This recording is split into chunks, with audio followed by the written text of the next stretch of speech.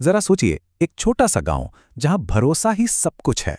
मतलब यही वो चीज है जो सबको एक दूसरे से जोड़े रखती है। लेकिन क्या हो अगर कोई इसी भरोसे की नींव में धीरे धीरे जहर घुलना शुरू कर दे। चलिए आज इसी धोखे की कहानी की परतें हटाते हैं। अब ये सिर्फ कोई तारीफ नहीं थी, आप समझिए, ये तो गांव वालों के अटूट विश्वास का एक ऐलान था। उनके लिए मनसुख कोई आम दूध वाला नहीं था। वो तो उनकी रोज की सुबह का एक ऐसा हिस्सा था जिस पे वो आंखें बंद करके यकीन करते थे। तो गांव वालों के लिए मनसुख की इमेज कैसी थी? एकदम सीधी साधी, एक गरीब बेचारा मेहनती आदमी जो अपनी पुरानी सी साइकिल पर रोज उनके दरवाजे पर ताज़ा दूध पहुंचाता था। वो तो जैसे ईमानदारी की एक जीती जागती मिसाल बन गया था। लेकिन ये जो तस्वीर थी ना, ये एक बहुत ही सोचा समझा धोखा था। एक ऐसा नकाब जिसे मनसूख ने इतनी सफाई से ओढ़ा हुआ था कि उसके पीछे की कड़वी सच्चाई किसी को नजर ही नहीं आई। तो आखिर क्या थी असलियत?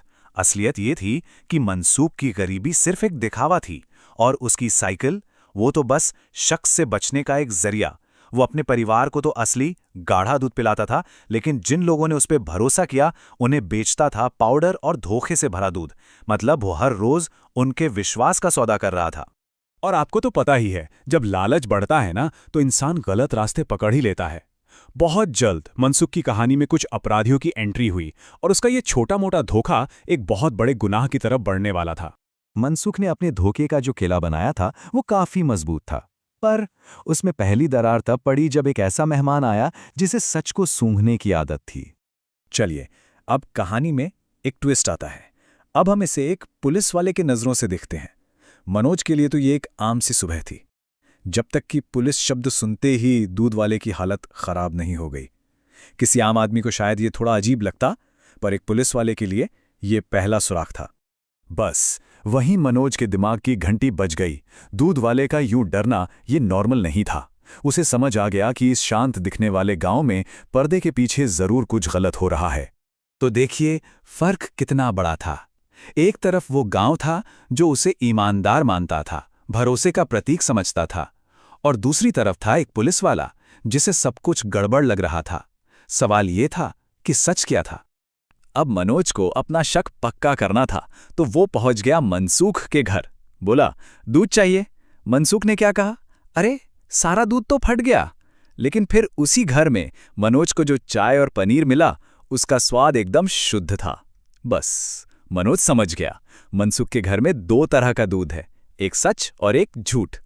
बस मनोज को अब सबूत चाहिए थे, और इसके लिए उसने एक ऐसा जाल बिछाया जिसमें मनसुख का फंसना तय था। और प्लान तो बड़ा सिंपल था। मनोज ने सबको यकीन दिलाया कि वो शहर वापस जा रहा है। उसने मनसुख को ये सोचने का मौका दिया कि खतरा टल गया है, ताकि वो बेफिक्र होकर अपनी गलती दोहराए और रंगे हाथों पकड़ा जाए। अब इधर मनसुख की पत्नी ने सोचा कि चलो खतरा तो टल गया, मनोज चला गया है, तो उसने मदद करने के चक्कर में एक बहुत बड़ी गलती कर दी। उसने दूध में नशे वाले पाउडर का एक नहीं बल्कि 5 पैकेट मिला दिए। उसे पता भी नहीं चला कि वो एक छोटे धोखे को कितनी खतरनाक साजिश में बदल रही थी। और बस अब वो पल आ गया था जब सारा सच सामने आने वाला था। गेम ओवर होने वाला था। एक तरफ था मनसुख का जहरीला दूध और दूसरी तरफ था मनोज, जो सच का स्वाद चखने के लिए पूरी तरह से तैयार था। मनोज ने जैसे ही उस दूध का एक घूंट पिया, उसे सब समझ आ गया।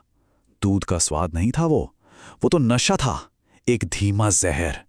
मनसुख के गुनाह का इससे बड़ा सबूत और क्या हो सकता था। और फिर मनोज ने जो कहा वो मनसुख के सारे झूठ पर किसी हथौड़े की तरह लगा। खेल अब खत्म हो चुका था। सोचिए उस गांव का हाल जब सबके सामने ये सच आया।